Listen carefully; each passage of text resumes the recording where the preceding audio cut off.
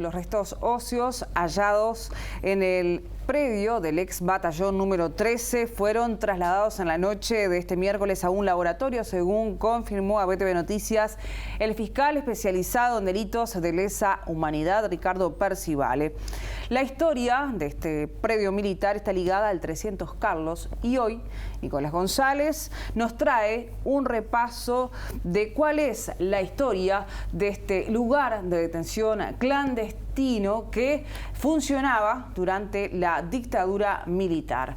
Buenas noches, Nico, bienvenido, ¿cómo estás? Hola, Rosario, ¿cómo te va? Hola, Miguel. Hola, Nicolás. El saludo para todos, exactamente, lo dijo Rosario recién, ¿no? Un centro clandestino de detención donde también hubo muchas torturas. Podríamos decir que fue un centro pionero en cuanto a torturas en la última dictadura cívico-militar aquí en el Uruguay. Comenzó a funcionar en principios de noviembre del año 1975 y lo hizo hasta finales del 76. Según la publicación Investigación Histórica sobre Detenidos Desaparecidos, llevada adelante por el Grupo de Estudios Interdisciplinarios sobre el Pasado Reciente, estuvieron allí recluidos unas 600 personas. La mayoría de los detenidos, integrantes del Partido Comunista y del Partido por la Victoria del Pueblo, eran recluidos allí luego de pasar por la Cárcel del Pueblo o la Casa de Punta Gorda, que también tenían la consigna de denominarlas 300 Carlos R o Infierno Chico. Estas eran denominaciones más que nada militares, ¿no? Una vez trasladados al 300 Carlos, los detenidos permanecían en uno de los 5 galpones allí edificados entre un mes y 6 meses.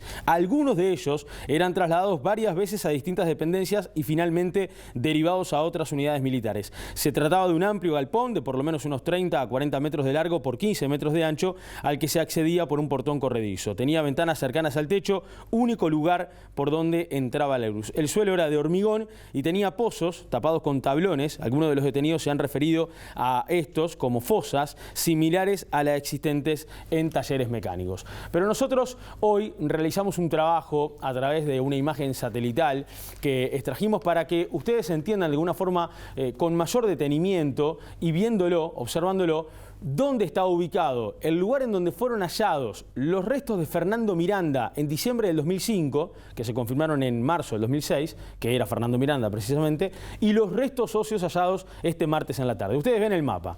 Ahí, el círculo que le hacemos en celeste que dice 300 Carlos son los galpones.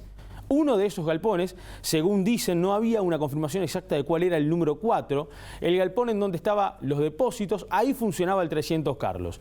En el círculo amarillo que tienen en la parte superior de la imagen, ustedes pueden ver que ahí es el lugar en donde fueron hallados los restos de Miranda, 100 metros poco antes de las orillas del arroyo Miguelete, a los restos hallados este martes precisamente en el predio del ex batallón número 13 de Infantería.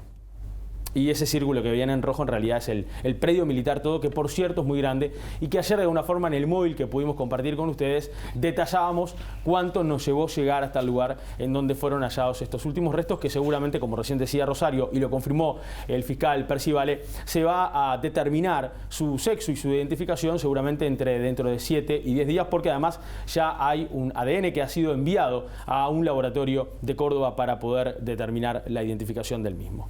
Vamos a conocer ahora lo que dijo Fabiana Larrobla, que es integrante precisamente de la Comisión de Historia de la Secretaría de Derechos Humanos. Y ella, de alguna forma, nos cuenta poco más de la historia de del 300 Carlos, de alguna forma también en base a lo que declararon personas que allí estuvieron detenidos.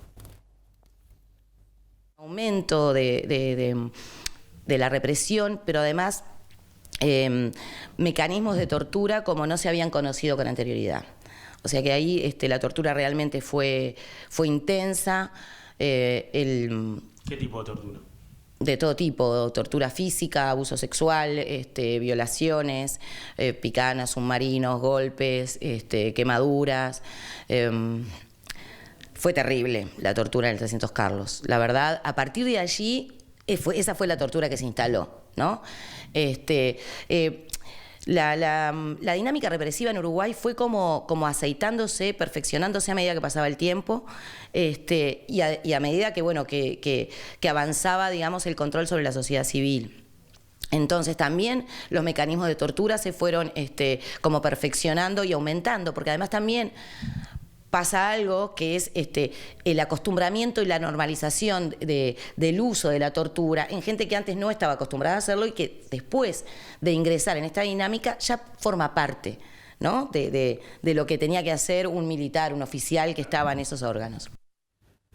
Ayer compartíamos una nota que realizó nuestro compañero Roberto Rigolfo con el antropólogo López Mas, quien estuvo a cargo justamente del equipo de antropología cuando asumió el primer gobierno de Tabaré Vázquez precisamente. Bueno, López Mas decía que le llamaba la atención de que no se buscara en precisamente el predio donde estaba ubicado el 300 Carlos. Hoy, en esta nota que realizamos con Fabiana Larrobla nos decía de que ninguno de los testimonios que pudieron recabar hablan de posibles enterramientos en ese lugar.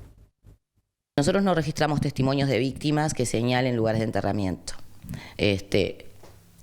Después, todo lo otro, bueno, es el equipo de antropólogos que trabaja con eso y que realiza sus investigaciones y sus tomas de testimonios. En lo que nosotros manejamos, no registramos ningún testimonio, ninguna víctima que sí han testimoniado sobre lo que pasaron en el 300 Carlos y cómo fue todo su recorrido y su trayectoria, que relate enterramientos. En ese momento claramente no podían saberlo ni verlo, tampoco por la situación realmente trágica en la que se encontraban, ¿no? Bien, y vamos a compartir ahora cómo era convivir en el 300 Carlos, porque precisamente lo que Larrobla nos comentaba en esta nota era, bueno, parte de los testimonios que pudieron recabar a lo largo de la historia. Vamos a escuchar lo que muchas de las personas que allí estuvieron recluidas y que pudieron salir con vida, por cierto, le dijeron a Larrobla. Recuerden que aquí se habla que en el 300 Carlos podría llegar a haber, en el predio de todo el ex batallón número 13, 8 enterramientos, pero hay familiares que señalan que podrían ser 12 o más. Vamos a escuchar lo que decía Larrobla en cuanto a la convivencia. Estaban todos juntos. ¿Conocían cuando había tortura? Sentían los gritos de las torturas, sentían la música fuerte que se ponía, se tocaban entre ellos porque estaban tirados o colgados, ensangrentados, vomitados, sin ropas, quejándose.